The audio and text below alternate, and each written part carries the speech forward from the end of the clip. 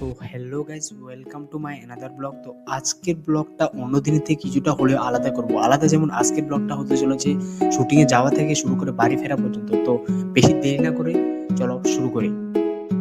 সকাল সকাল ঘুম থেকে উঠে আমি চলে যাচ্ছি মহানায়ক উত্তমগড় মেট্রো স্টেশন। ওইখান থেকে যাব আমি রবীন্দ্র সরোবর।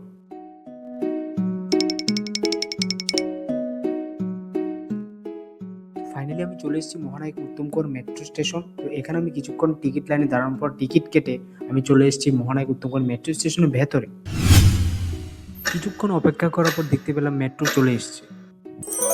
তো যেহেতু মেট্রো তাড়াতাড়ি চলে এসছে, তো আমিও বেশি দেরি না করে আমিও তাড়াতাড়ি উঠে পড়লাম মেট্রোতে। আবার কিছু সময় অপেক্ষা করার পর আমি চলে এসেছি এখন রবীন্দ্র সরোবর।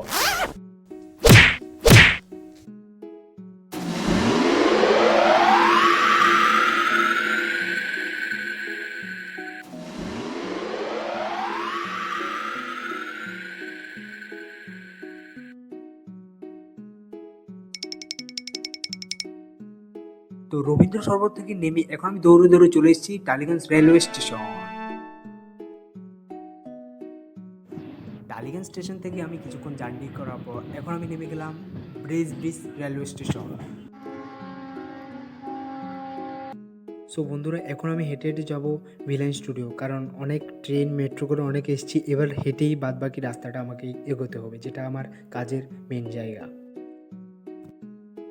ফাইনালি হেঁটে হেঁটে চলে এসেছি ভিলেন স্টুডিওর ভেতরে। তো ভিলেন স্টুডিওতে এসে আমাকে ড্রেসার বললো ড্রেস চেঞ্জ করতে। তো আমি ড্রেস চেঞ্জ করতে আমার বেশি সময় লাগলো না, কারণ আমার ক্যারেক্টারটা ছিল রিপোর্টার, যেটা শুভ বিবাহ সিরিয়ালে।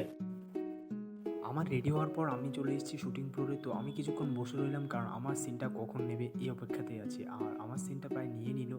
তো এটা শুভবিবাহ সিরিয়ালের রিপোর্টারের একটা সিন ছিল, এটা পেয়ে যাবে। অ্যাকচুয়ালি সিনগুলো জিও হটস্টার থেকে নেওয়া হয়, কিছু কিছু সিন আপলোড করতে পারি না বলে স্ট্রাইক দিয়ে দেয়।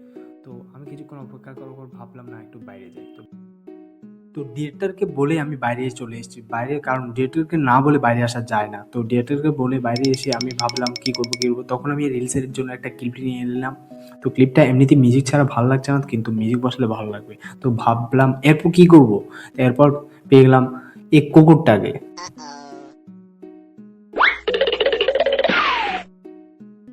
তো রাত্রি হওয়ার কারণে ডিনারের সময় হয়ে গেল। তো ডিনার সময় যেহেতু খাবার চলে এসেছে প্রোডাকশন থেকে, তো আমি আর বেশি দেরি না করে চলে গেলাম খাবার খেতে। খাবার দাবার শেষ করে প্রায় আমাদের সময় লাগলো এখন রাত্রি 12:30। তো আমাদের প্রোডাকশন থেকে গাড়ি দিল। তো বুঝতে পারছো এখন আমাদের ফাইনালি প্যাক আপ বলে দিল ডিরেক্টর। তো এতদূর পর্যন্ত তোমাদের কেমন লাগেছে কমেন্টে জানাবে। তো নিশ্চয়ই বুঝে গেছো যে কতটা স্ট্রাগল করতে হচ্ছে। আর পাশে থাকবে, এরকম ব্লগ তোমাদের সাথে শেয়ার করবো। প্লাস তোমরা নিশ্চয়ই কমেন্টে জানাবে যে এর আগের ব্লগগুলো কেমন লেগেছে। আর এটা তো কাজের এটা শুটিং যাওয়া থেকে শুরু করে বাড়ি ফেরা পর্যন্ত তোমাদের শেয়ার করলাম কেমনটা লাগলো। বাড়ি তো এখন ফিরিনি, তো বাড়ি যেতে যেতে মিনিমাম 1-1:30 বেজে যাবে। তো থ্যাংক ইউ এত দূর পর্যন্ত যে আমার ব্লগটা দেখেছিলে। তো কমেন্টে জানাবে আর অপেক্ষা থাকবে নেক্সট ব্লগের জন্য।